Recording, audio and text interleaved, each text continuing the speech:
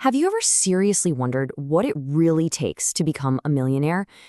Is it just about luck or being born into the right family? Or is there some secret I'm not in on? Well, today, we're going to pull back the curtain on that whole path.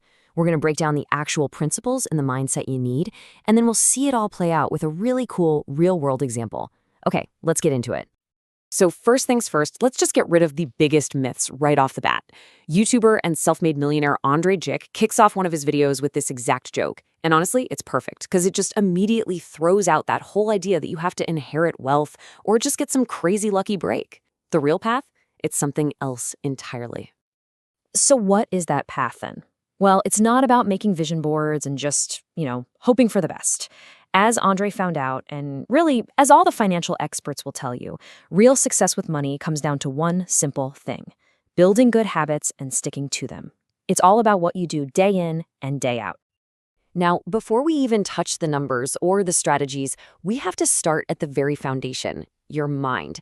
Because believe it or not, what you think about money and what you believe you're capable of, well, that's what ends up shaping your actual financial reality.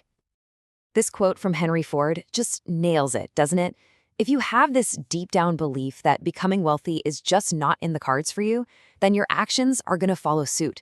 You won't look for those opportunities, you won't take smart risks, and you definitely won't build the habits you need. Your belief becomes a self-fulfilling prophecy. Just for a second, listen to that little voice in your head. Does any of this sound familiar? Oh, I'll never be rich. I didn't inherit anything. It's too late. I should have started years ago. These are what we call limiting beliefs, and they're like these invisible walls that hold you back. The first step, the most important one, is just recognizing them for what they are. They're just thoughts, not facts. And the great news is you can totally change how you think. Once you spot a belief like investing is just too risky, you don't stop there. You turn that fear into an action. It becomes, okay, I need to learn about how to manage investment risk. You start studying people who started from zero, and you just make learning a constant habit. That's how you start to knock down those invisible walls. Okay, so once we've got the mindset right, it's time to build the engine. This is the practical nuts and bolts stuff. The strategies that you can repeat over and over that will actually power your journey to financial freedom. So a core part of this engine is a really solid budget. And one of the simplest, most effective ways to do it is the 50-30-20 rule. And look, this isn't about restricting yourself or never having fun. It's about being intentional. It's about you telling your money where it needs to go, instead of looking at your bank account at the end of the month and wondering where it all went. Let's break this down real quick.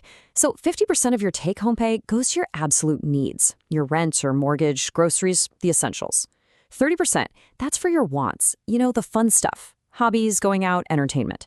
But this last 20%, the part that goes to savings and investments, this is the slice of the pie that can literally make or break your financial future. This is the part that actually builds your wealth. Now, here's the thing. Relying on just one paycheck, it's like trying to balance on a one-legged stool. It's just risky. The real key to long-term wealth is building multiple streams of income. And this can be anything from a side hustle like freelance writing to more passive things like getting dividends from stocks or even interest from crypto. This idea, which was made super famous by Robert Kiyosaki, is a total game changer.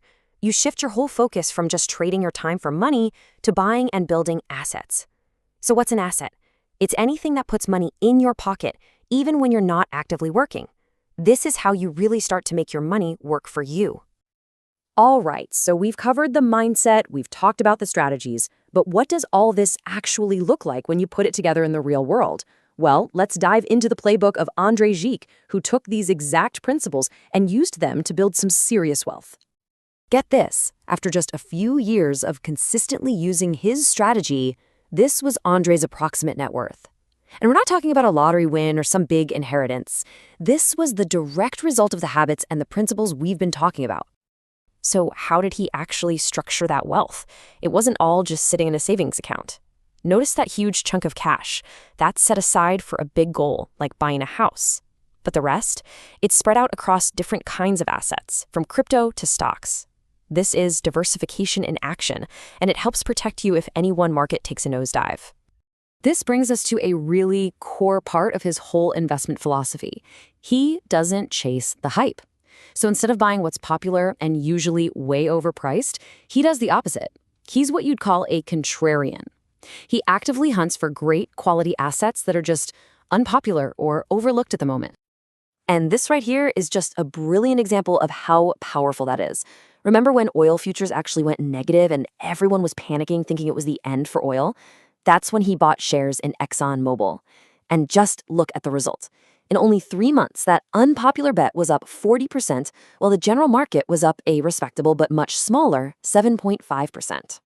So we've seen the mindset, the strategy, and the incredible results. But what is all of this for? I mean, what's the real point of building all of this wealth? It's about so much more than just having a big number in your bank account. I absolutely love this metaphor from Andre. Your income, that money you earn, isn't just for spending. Think of it as a handful of seeds. And by investing that 20% we talked about, you're not just saving money, you're planting those seeds. You're planting them in soil that will eventually grow into trees, assets that one day will produce fruit for you to eat in the form of passive income. And this is the most crucial part. That passive income, those fruits from the trees, it isn't just about covering your electric bill. For Andre, the small amount of dividend income he built up early on, that's what gave him the courage to quit his 9 to 5 and start the YouTube channel that became his true passion and ultimately his path to becoming a millionaire. The wealth bought him freedom. So that really brings us to the end here. The path to becoming a millionaire, it isn't some big secret. It's really just a combination of mindset, habits, and a smart strategy that you apply consistently over time. It all starts with challenging those limiting beliefs, and it ends with the freedom to live life completely on your own terms. So I guess that just leaves one question. What seeds are you going to plant today?